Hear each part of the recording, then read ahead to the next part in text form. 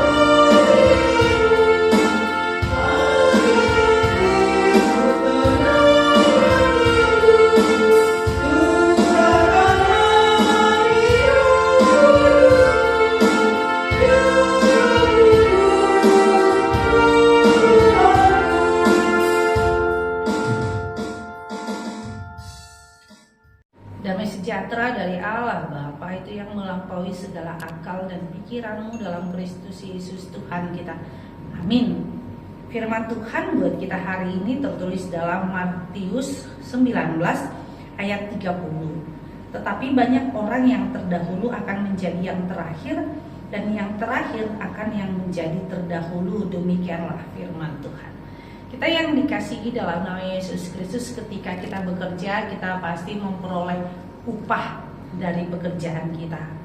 Ketika kita belajar, pasti ada upah. Ketika kita mau untuk jadi lebih pintar. Nah, adakah upah kita ketika kita menjadi pengikut Kristus? Ada. Tuhan memberikan upah kita, yaitu bagaimana hasil daripada iman kita, bagaimana kita dipertajam dalam dunia ini sehingga kita memperoleh hidup yang kekal. Tetapi di dalam dunia ini Tuhan Yesus mengatakan bahwa terkadang orang yang terdahulu akan menjadi yang terakhir, dan yang terakhir menjadi terdahulu. Kenapa bisa seperti itu?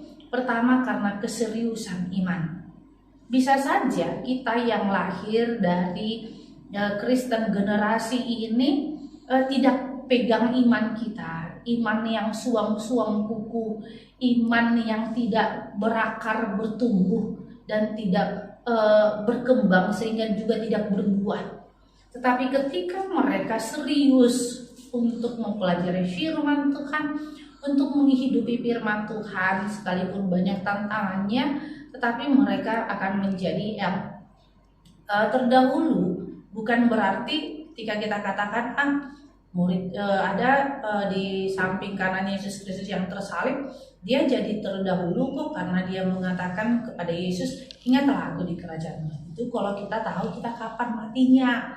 Tapi kalau kita tidak tahu kita kapan mati, kenapa kita harus seperti itu?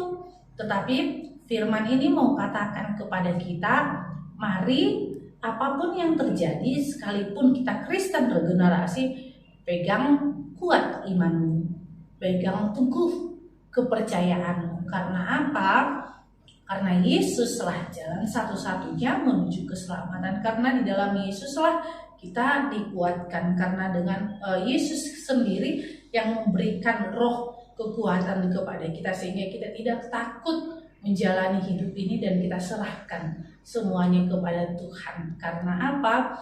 Karena kita mau berdoa ketika hati nurani kita yang hidup di dalam firman Tuhan.